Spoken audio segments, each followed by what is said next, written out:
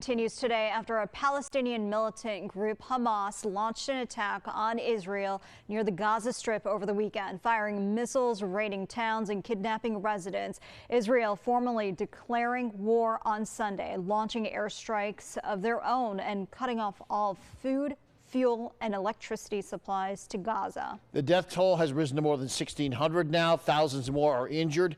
According to the State Department, at least 9 Americans have died. The attacks causing some strong reactions back here at home in the U.S. Groups of protesters, some supporting Israel, others supporting Palestine, taking to the streets in New York City. Demonstrators explaining why it's important that their voices be heard.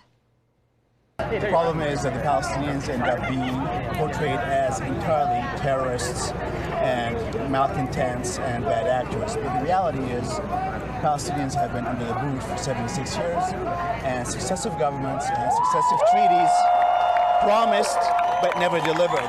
And for someone who is under the boot, there tends to be very few options left. I know of 3 families whose sons were kidnapped. One of them was murdered.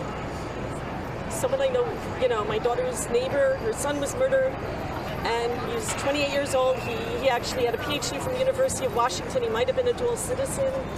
And my daughter is safe for now. My niece is safe for now, but it's all for now. We don't know. Many top United States officials are standing in solidarity with Israel, condemning the militant group's surprise attack and promising support. Many New York State leaders are taking a similar stance, and tonight our Capitol correspondent Jamie DeLine has those details.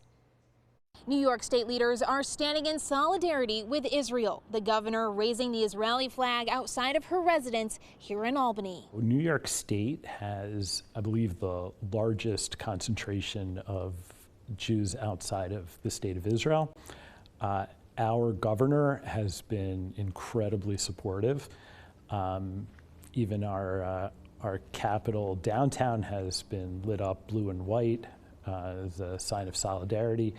So I think our state's been tremendous. Landmarks across the state have been illuminated with the colors of the Israeli flag. We're told Governor Hochul has been in communication with the Israeli president, offering condolences of those killed in the attacks and discussing the safety of New Yorkers currently in Israel. I have children, for example, who live, I have a son who lives in Tel Aviv, and my daughter and son-in-law live in Rehovot, and they spent most of Saturday morning in bomb shelters. Are they okay? Thank God they're okay.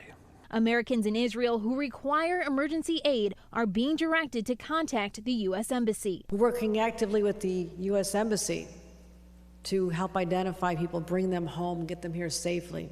At this point, it's unclear just how many New Yorkers are in Israel. We reached out to Governor Hochul's office but are still waiting an answer. Over the weekend, people showing support for Palestine gathered in Times Square. A counter-protest was also held. State Senate Minority Leader Rob Orr issuing a statement on Sunday saying, quote, Israel is at war with terrorists who share the same mentality of the 9/11 hijackers. We stand with Israel and against their sympathizers in our midst. While there have been no confirmed threats, the governor has directed state police to monitor places of worship as a precaution. Reporting in Albany, I'm Jamie DeLine. Jamie, we will have more on how people in the capital region are reacting to this war coming up in our next half hour. You can stay with News 10 on air and online for the latest developments. New tonight, one person